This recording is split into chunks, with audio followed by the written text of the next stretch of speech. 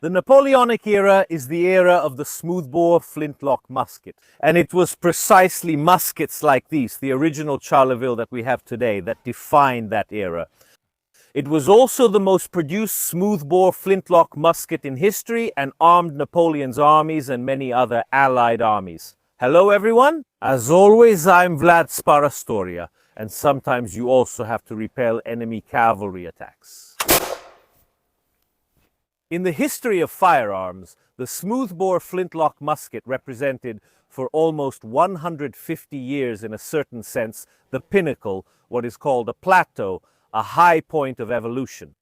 From the moment these muskets were introduced en masse by European armies at the beginning of the 18th century, and they would remain essentially unchanged until the 1830s, when new technologies were introduced, first and foremost percussion ignition. However, this does not mean that these muskets did not undergo any evolution, because there was indeed evolution. And this musket actually follows one of these models. I'll add one more thing. This is probably the Kalashnikov of flintlock smoothbore muskets. Because in its various versions, the Charleville musket, as it is commonly, though somewhat incorrectly called, is undoubtedly the most produced weapon of this type. It armed the French, but not only them, many other nations as well, who either directly bought these muskets or copied them. First of all, the Americans, who during the American Revolution were armed by the French specifically to fight their old and hated enemy, Great Britain. And in this sense, this musket represents, in its small details, the highest expression of the smoothbore flintlock musket. Because it might not seem so at first glance, but now we'll take a closer look at its many small details, which perhaps really makes it the pinnacle of the evolution of this type of weapon. Clearly, there will be obvious improvements made in the following years, like the ignition, as we've already mentioned, or the adoption of rifling. But if we stick to this technology, it's the details that really make the difference. And if they don't make the difference, then, of course, we've got a big skewer to settle things. And some gentlemen who, on the other hand, don't want to be convinced of the goodness of Emperor Napoleon. If today we are used to the idea that all soldiers use the same weapons, the same calibers, when firearms, but also other weapons, were introduced in the past, well, at least they tried to have more or less uniform armament. You see, in the Middle Ages, a man on horseback more or less had to have that kind of armament. But it's clear that, especially in the Middle Ages, the equipment, the insignia, the colors were totally different and not uniform. It will be partly with the arrival of gunpowder, and therefore of the great national armies, that we will slowly move towards standardization. However, it will be a very slow process, from standardizing at least the colors of the uniforms to maybe standardizing the calibers of the weapons. The weapons maybe weren't identical or the same, also because we still have to wait to have interchangeable and identical weapons. But at least for logistical reasons, if you needed to have an army of tens of thousands of men in the field, having at least the balls and barrels of the same size was a big advantage. You could do without those mobile workshops that would have had to produce ammunition on the spot, while you could centralize production more. It's clear to everyone, and I don't think I need to explain how much standardizing this kind of equipment helps a lot. It helps with training, because if I have an army stationed in many different places, with many different men, with many different officers, how can I make it uniform to make it more effective? I also need to have the same equipment. In France, the French will standardize on one model, a model that was specifically produced by the armory of Charleville.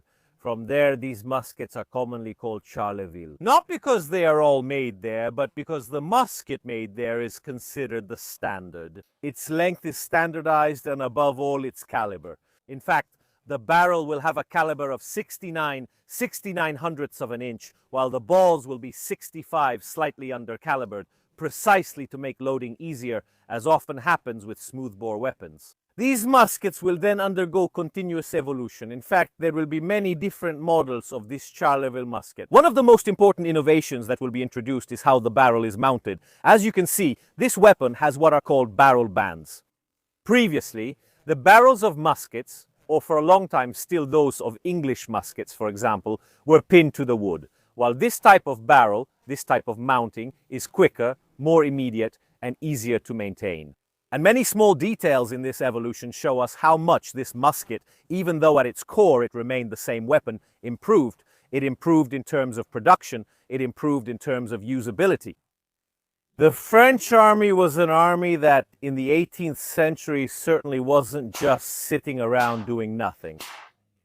The so-called final evolution of this slow, actually gradual increase in so many different models is the musket of 1777. A musket introduced a year after the start of the American Revolution, after the beginning of this great conflict in which the French would participate. It was also the result of the experience from the 7 Years' War and the small improvements that we will now see. The musket would be further modified in some small details by Napoleon. Napoleon, who made extensive use of the 1777 musket with his soldiers, requested it in the 9th year of the French Revolution. So in 1800, the modification of some small detail to further improve these weapons, making them especially more robust for the terrible and long campaigns that Napoleon carried out. The musket in this form will remain one of the most iconic weapons of that era and will be produced in very large numbers. We are not yet in a true industrial revolution with interchangeable parts production, but these muskets will be produced in millions of units to supply the French war machine and its allies. So much so that it is estimated that as many as 7 million of these muskets were made. There is a bit of discrepancy between the various variants and the different arsenals that produced them, because there were many, but without a doubt, this is the most widely produced musket of its kind ever. The mass armies of Napoleon were certainly not the relatively small armies of the rulers of the 1700s. These were armies that needed a large number of men, and many muskets were produced for this very reason. In this sense, the Charleville would absolutely become an international standard. French muskets, like this modern firing mechanism, actually originated in France. It would set the standard. Oh, today we like to joke a lot about the French and their surrender in World War II, and let's say Italians don't have much sympathy for their cousins besides the history. But anyone interested in military history knows very well how important and formidable the French army has been throughout history. And the truth is that in the 1700s and 1800s, up until Napoleon's defeat, the French army was the best prepared and in some ways the best equipped, like these muskets, which truly represent the peak of the evolution of this type of weapon. So let's take a closer look at the details of this weapon. First of all, we have the inscriptions on the weapon. Let's see where it was made. It was made by Manufacture Imperial in Liège. In particular, this musket was produced in Liège, so actually in occupied Belgium. And since it's imperial manufacture, we know for sure that this musket was produced after 1804, after Napoleon obviously crowned himself emperor. And because of this detail and other details, like the fact that the pan, where the priming powder is placed, is made of brass, we know that this is a 1777 musket corrected in year 9, so in 1800. One of the details of this correction was the standardization of these brass pans. This is a part that undergoes a lot of corrosion. And making them out of this brass material. Brass doesn't corrode like that with black powder. We'll need to clean this weapon soon because black powder strongly affects its mechanism. Another very significant inscription on this weapon that actually tells its story is this cartouche on the stock with the words City of Cuneo. This musket after the Napoleonic Wars actually ended up in Cuneo to arm the civil guard. So it was stored. And in case the city of Cuneo needed, for reasons of public order or other military reasons, to call up people and weapons. So in the city's armory, there were these muskets. In fact, there are still many of them around, converted to percussion. Because when these cities, let's say C-level units, not even B-level, while others were arming themselves with more modern weapons, they still had muzzle-loading muskets. At a certain point, someone thought it would be a good idea to convert them. Even the 308 marked here on the stock is actually an inventory number. It has nothing to do with the weapon's serial number, but it's always related to the inventory of the city of Cuneo. The stock on the back has this large steel plate for reinforcement. Remember that these single-shot weapons were also regularly used as clubs. Besides the fact that to load it, you have to rest it on the ground with the stock. So these stocks were regularly slammed on the ground, and you can already see here, given the age, it's got some age on it. Imagine what kind of damage we could do to the wood of the weapon without this steel reinforcement. By the way, these are beautiful original woods. This is walnut, if I'm not mistaken. They were made of walnut. Going further back, we find other interesting details, and we can already appreciate how much this weapon has been adapted for ergonomics. Because look, on this large brass element that also serves as the trigger guard, we have two raised sections. These two raised sections actually help me find where to place my fingers. Think about those grip cuts for your hands that you find on a modern Glock, in quotation marks. They might seem pointless, but they actually help a bit when pulling the weapon toward your shoulder so you can hold it properly and achieve an accurate shot. Possibly the most distinctive feature making Charleville recognizable is this notch. Now this notch, this feature for properly resting your cheekbone and aiming well, almost seems modern. It looks like a very modern thing from a target rifle, and yet they were made like this. Charleville rifles are, from a distance on the left side, very easy to recognize precisely for this reason. Precisely because they have this notch that actually allows, if you shoulder it, to fit perfectly, as you can see, with the cheekbone on the weapon. It's very comfortable from this point of view and perfectly aligns the right eye with the sights. On the left side, we also still have two large screws that actually hold the side plate with all the firing mechanism parts of the weapon. Obviously, we have our trigger and a first attachment point for the belt. On the other side, as always with these weapons, we find the mechanism. This is a typical modern mechanism, actually invented in France at the end of the 1600s, which would become the standard in almost all firearms. We have an internal spring that powers the cock, while a slightly weaker external spring supports the frizzen. How do modern firing mechanisms work? We'll see it a bit better, of course, when we load the weapon, but in the pan we have some priming powder that will be used to ignite the main charge in the barrel. We could pull back the cock and close the frizzen, and when the flint that's mounted on the cock strikes the frizzen. Flint is fragile but harder than steel, so it will chip pieces off the steel.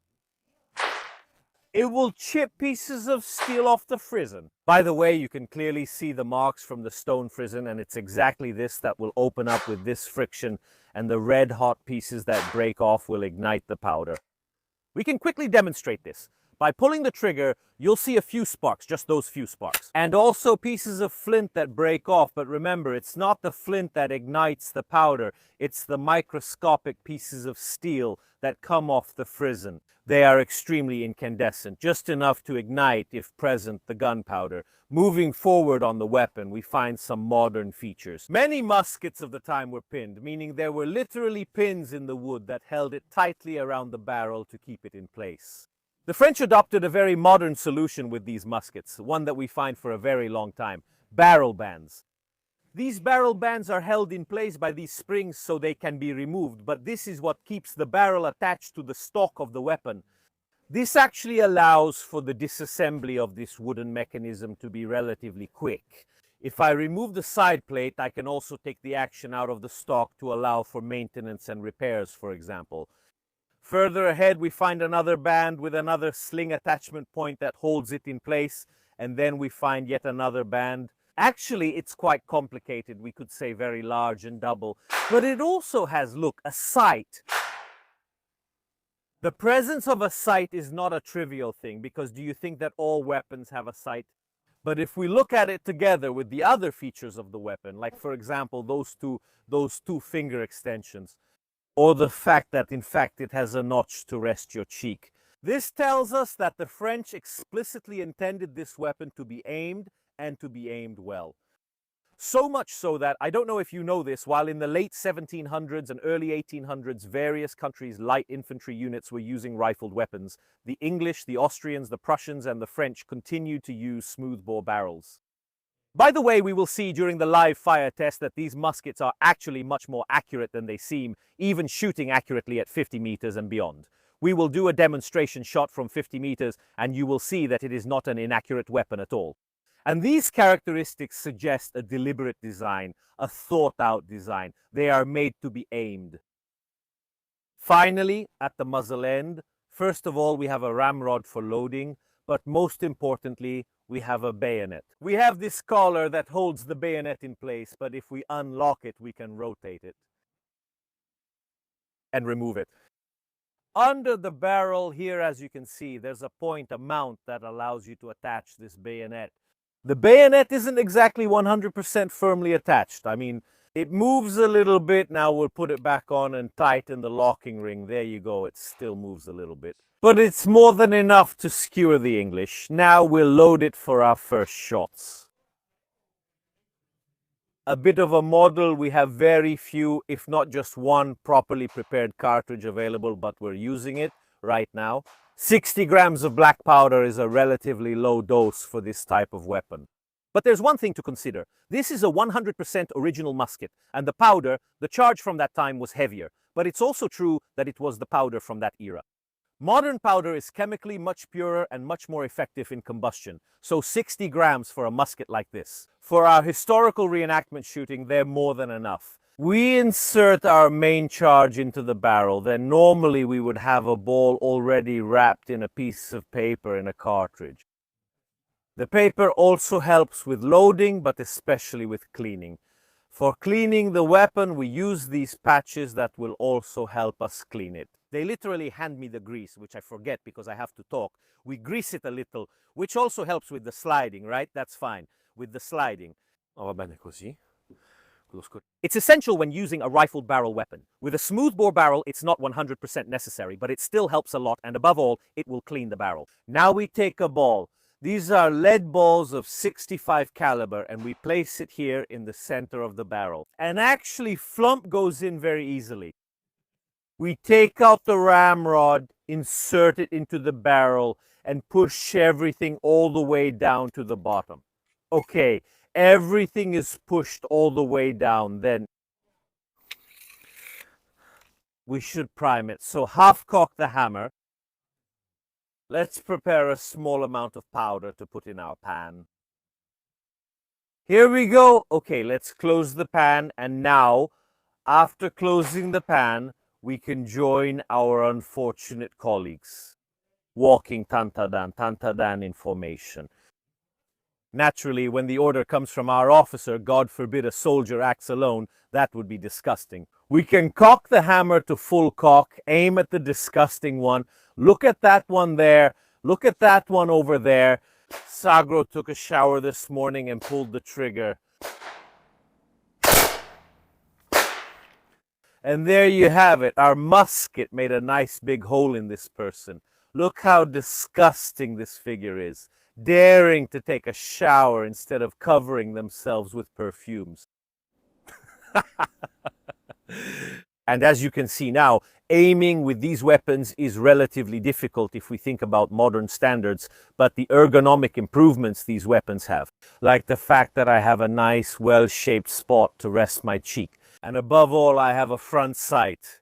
I'm missing a rear sight, but at least I have a front sight. It actually helps a lot to properly align the sights. There's this myth, people always say, you can stand all day in front of a smoothbore musket at 50 meters and they won't hit you.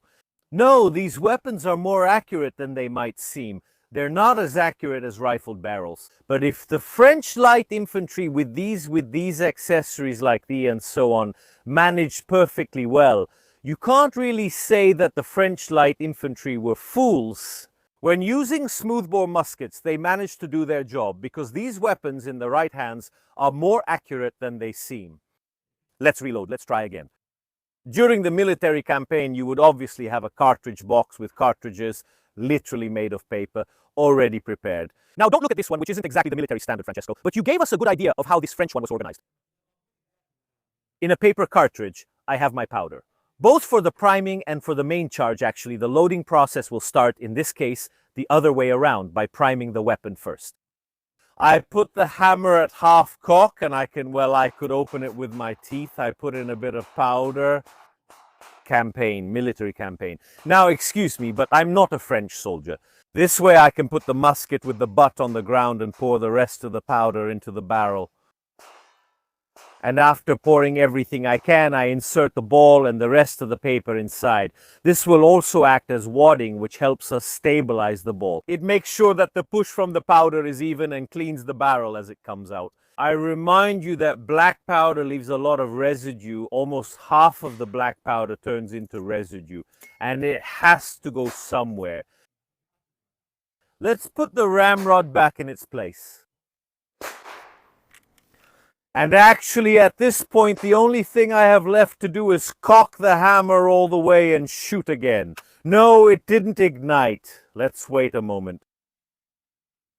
The risks of black powder. Again, hammer fully cocked, closed. Let's try again.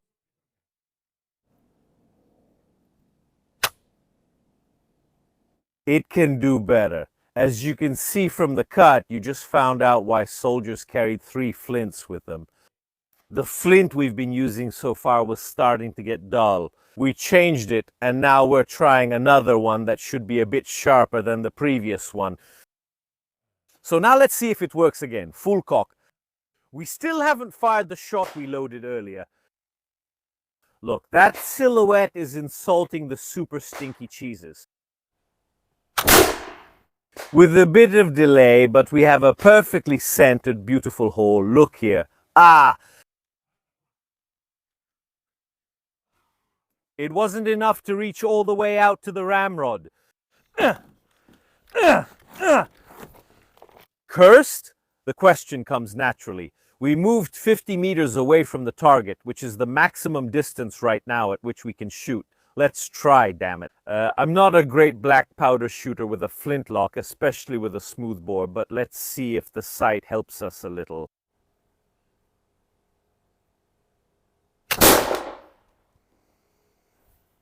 Let's go see à la von Maxi. No, that's not French. Thank you. Unfortunately, Professor Bognardi would be useful here, but Bognardi doesn't want to come shooting with me. What do you think, guys, does Bognardi shoot with muskets?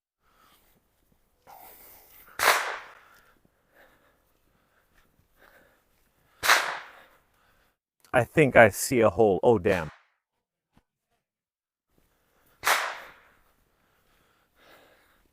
But no, hey, the History Channel experts come in and tell them, you can stand 50 meters in front of a smoothbore musket all day and it will never hit you.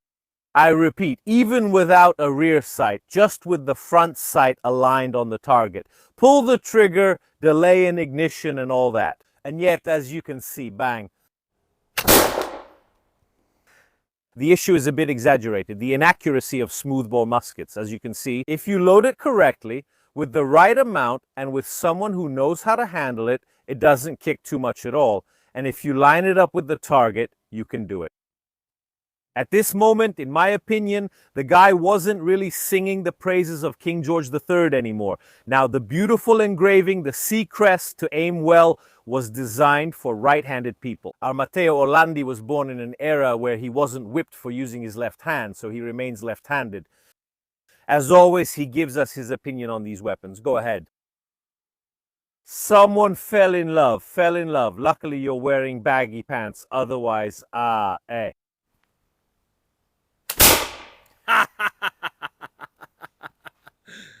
It has an excellent trigger. Yes, it has an excellent trigger. Surprisingly good. What else can you tell us? Does the sight help a little? Absolutely yes. You put it in the center of the target. So the shot at the bottom left is actually one of my previous shots, while your shot is there.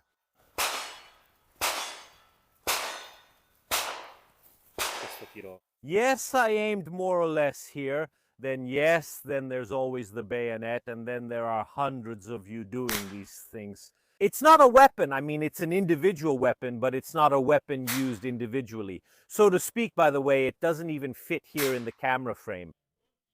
Many people underestimate how big this weapon is. I mean, just so you understand, I'm 1.75 meters tall, and this is much taller than me. Yes, exactly. These are long stakes, especially for people of that time. It's always amazing to shoot with these historical weapons. As you know, I deal a lot with replicas of this type of weapon, and I shoot them quite regularly.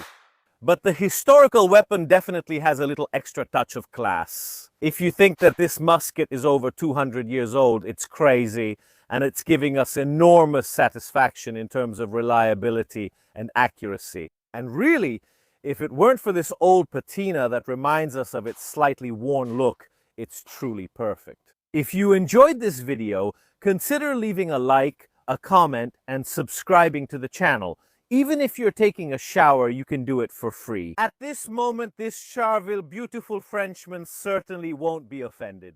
And I thank again the owner of this weapon who came here with this wonderful piece today at the CORRIGÉ range in the province of Pavia to let me try it. Yes, thank you, all interesting. Well, write it to me yourself. That's all for today, and as always, we see you next time.